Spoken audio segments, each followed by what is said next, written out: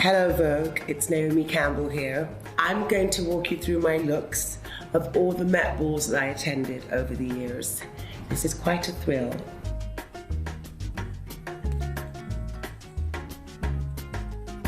So here we go. So the first look is 1990. It's Gianni Versace. It was the first Met Ball I ever attended. I was in such awe to first be invited by Gianni Versace through my roommate, Christy Turlington. The 90s was, you wore everything. You dressed up in the 90s. It didn't matter if you're going for dinner. We would all go to dinner outside of work. Christy, Linda, and I, we would dress up. You know, enjoy your clothes, enjoy your accessories, enjoy your hair. This one also, I'm wearing Gianni Versace. Wow. I loved this dress. It was slim fitting and body hugging and just glistened. I remember when I saw this dress for the first time, I thought, wow, Johnny, is that for me? It seemed like one of those dresses that you read in those fairy tale books, you know? So here we are, 2001. The theme was Jackie Kennedy. I can't quite say that we actually were appropriate for the theme. But at any rate, we were wearing Dolce & Gabbana. Getting to be next to Iman, who I loved and respected and always looked up to, was just, you know, another dream conquered in my life. For the Met Ball, it's primping the whole day. It's kind of crazy. You know, you get like a facial, or you do your nails, or you get some kind of wellness treatment to feel good about yourself. And then you start with the hair and makeup around 3. If you're doing 4, you're pushing it. 2003, and here I am wearing Dolce again with Victoria Beckham. I love this whole collection they did with like the sewing and the lace. I still have this dress. It was definitely ruby red night because I've got tons of rubies on it. I've got a choker and a crucifix. Mistake. Definitely less would have been best on the neck. So here I am, 2006, and this was the Anglomania. So as a Brit, you know, I wanted to wear a Brit. Anna had thought that it would be a great idea if I wore Alexander McQueen. This was to be his last season at Givenchy. So Anna actually chose the color of my pale green dress, and then Lee did his magic with the Givenchy stuff. And one of the things I remember so much from the fitting is how much Lee loved his stuff and how he treated them. It's just one of my fittings I'll never forget. I felt very neat and I felt very simple and classic, but in a good way. I didn't feel like I'd overdone it.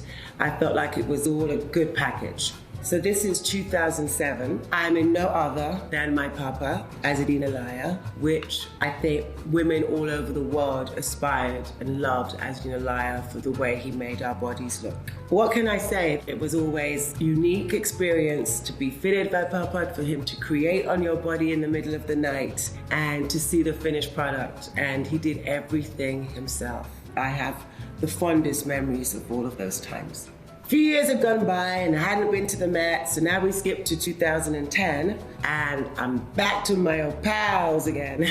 When you feel that you want to be that Sicilian type of voluptuous woman, you go to no other than Dolce & Gabbana. I actually think my hair was not working.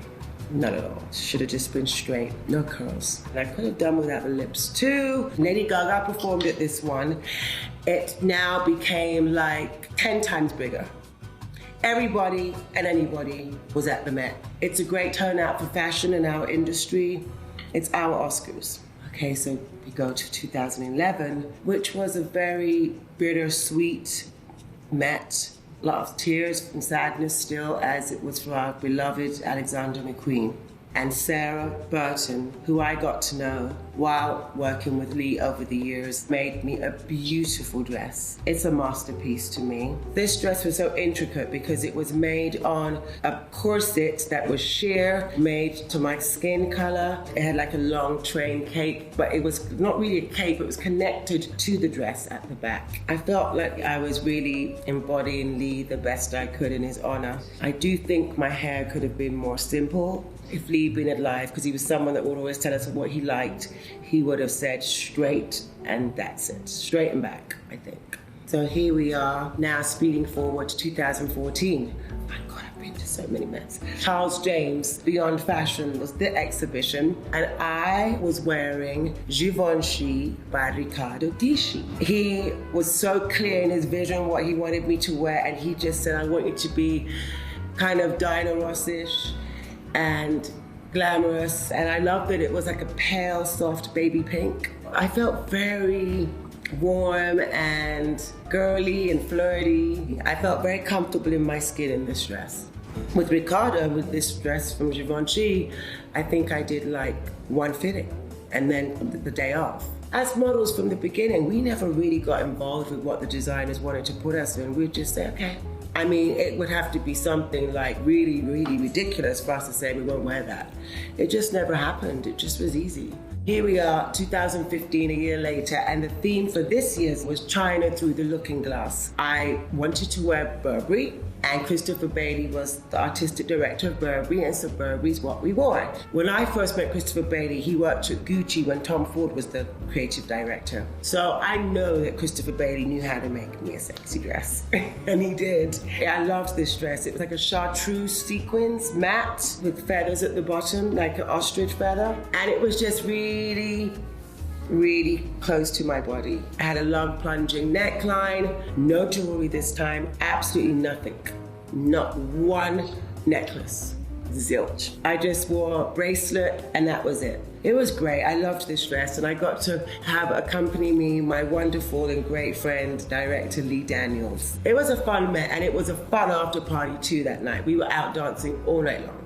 2016, Manus Machina, and so it's more this futuristic thing. There was some intricate dresses, there were dresses with electricity. I mean, I cannot tell you. I was wearing Peter Dundas, and I thought, I just want a simple dress. It was a kind of bra top, then a skirt. Then he connected the bra top to the skirt, and he did that on the Sunday, the day before the Met. We thought about putting a big feather coat, but then we just thought it was too much. It was just better to go simple like that. Okay, so here we are, 2017. It's Comme des Garçons. And I've known Ray Karakuba and worked for Ray since I was 16, since 1986. So it was such an honor. I mean, she could do like 5 exhibitions without repeating the same thing easy, because she's just got so much amazing archive. This was the first time I'd gone to the Met without a designer. So I was like, okay, what am I gonna wear? Of course, you know what I wore. I wore Aizina Laya, I wore my papa.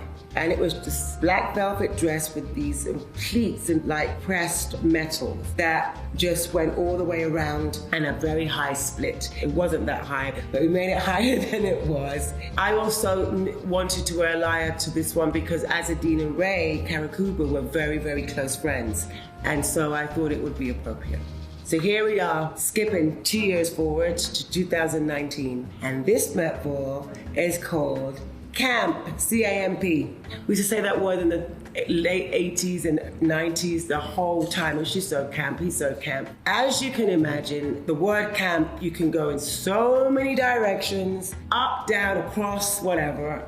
And that's exactly how it went down. I was going to the Met this year with Sir Johnny Ive, so I chose this year to wear Pia Paolo Valentino, Maison Valentino, Pia Paolo. So here comes Saturday. I go up to Valentino's store to do my fitting. I try my dress, but there was something, I don't know, it was too much fabric, I felt. And Pia Paolo came and he completely started the dress from scratch. Basically, he made me a bodysuit and put like a skirt around, and then I had that incredible cape. I mean, my outfit was really lace tights and a chiffon top with a chiffon skirt around, and it was made in like 30 hours. I think that's the most fun I've had at the Met ever. It was incredible to see Cher. Everyone just like got out their cameras and just it's like the Queen's arrived. And walking in with Pia Paolo, Dame Joan Collins, who I think epitomizes the word camp. This was her Met Ball. I think she was one of that hands down. This hair, I decided for this Valentino look, first of all, it was going to be short hair, no. Then it was going to be an afro hair, no. And then we decided to have 40 inches of hair. We wanted long hair. We thought 40 inches would be perfect. Thank you all for joining me on my Met Ball looks. I want to thank you, Anna, for having me for so many years. From when I first went to where we are now. Wow, wow, wow. Congratulations, bravo, because it's really an event.